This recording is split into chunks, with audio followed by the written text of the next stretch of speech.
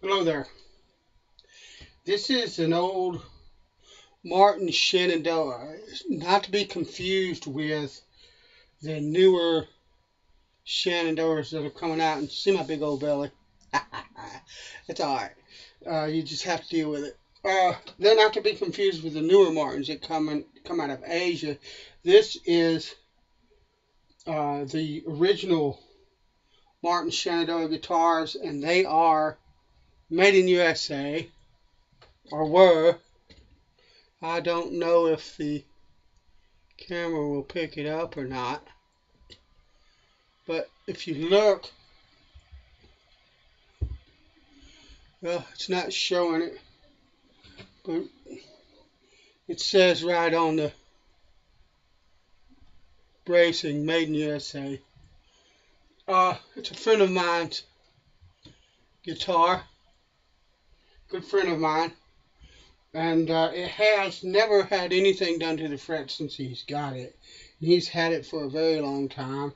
It's had a neck repair and stuff like that.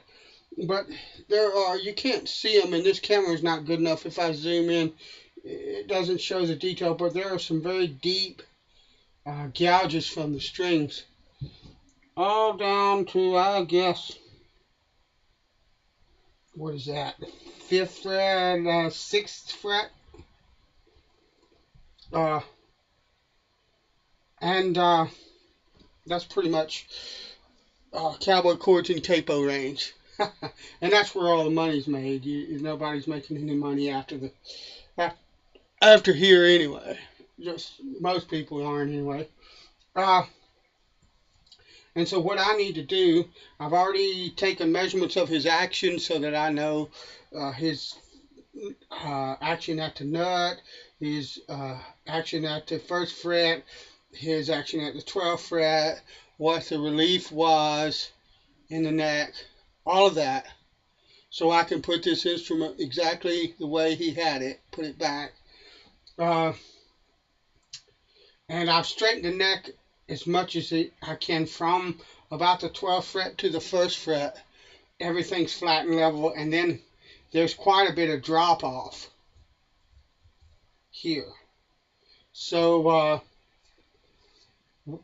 the truss rod's going to affect like that, or even like about there.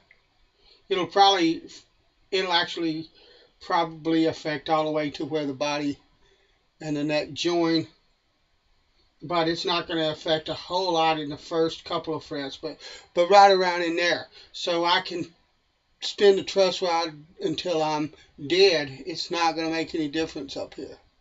So for all purposes for this neck is as flat as I'll ever get it. And what I'm going to do now, I'm going to take a permanent marker and I'm going to black the tops of these frets. Now, you probably shouldn't worry about it since the divots are so deep. It's going to take a while anyway, but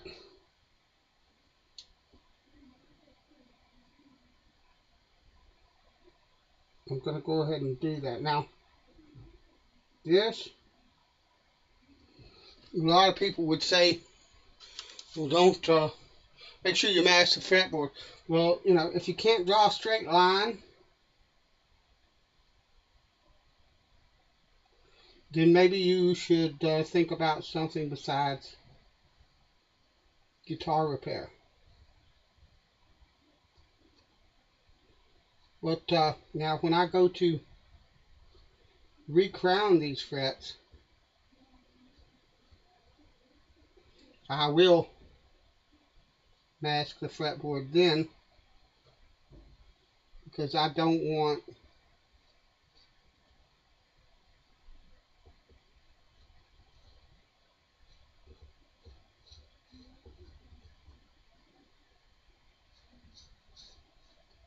to damage the frets, or I'm sorry, damage the wood, crowning the frets. See, I got a little bit of a marker on there, it rubbed right off. If you catch it in time, if you don't, we're going to clean this board up anyway. I'm probably going to, if you look, there's some really, really nasty dirt and stuff. And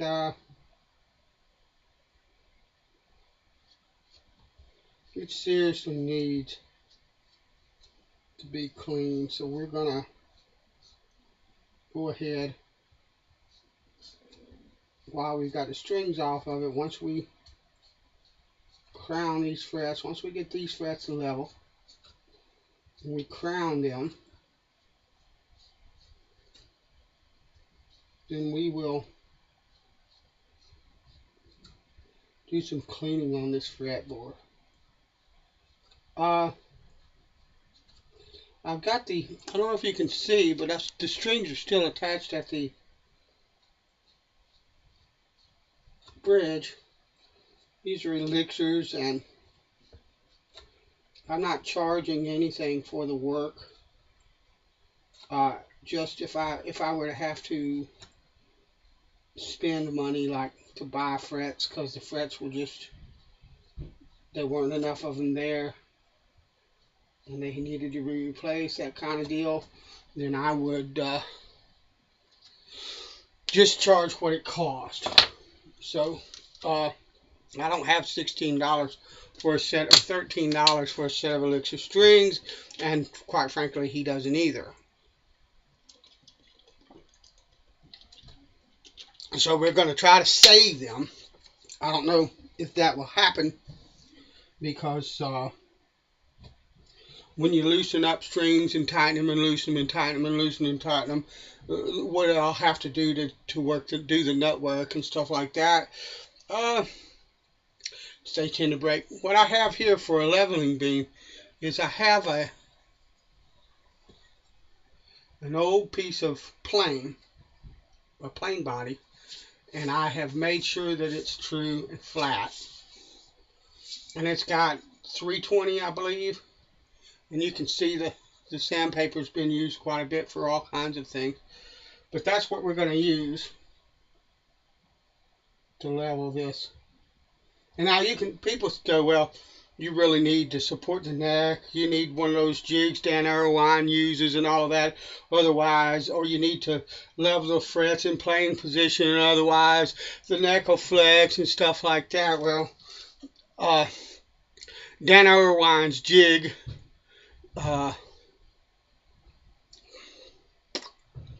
Stumac's jig ain't been around but a few years.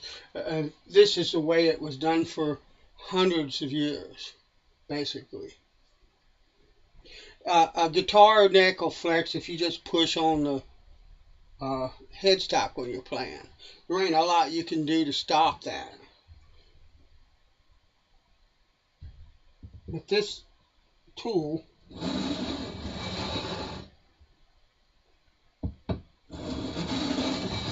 just use the weight of this tool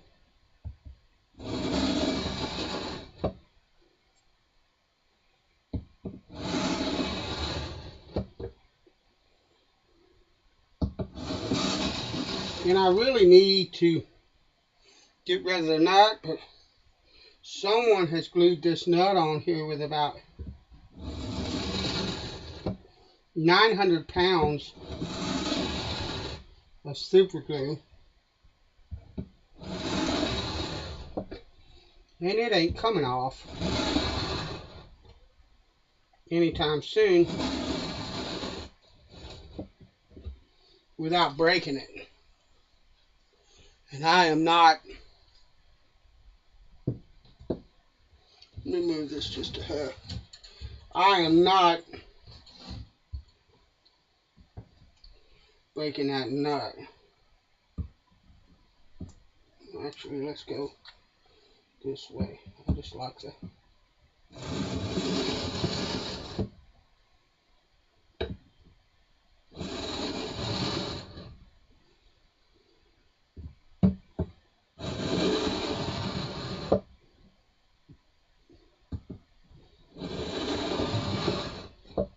And this thing has been played for a very long time. It sang for the Lord an awful long time. And we're going to see if we can let it sing for him an awful long time still. But it's just, all you're doing is you're moving that block along this fretboard until all those divots and all the marking on top of the frets disappear. But at the 12th fret, I will probably stop after I'm sure from the 12th fret up everything is clean. And I probably will leave the drop off that's there because I would have to put it in the fretboard anyway. I'll just put a straight edge on here and see what it looks like, and if I think it's okay, I'll leave it like that. If not, I'll address it then. So I'll be back when we get this done and we're ready to move on to the next step.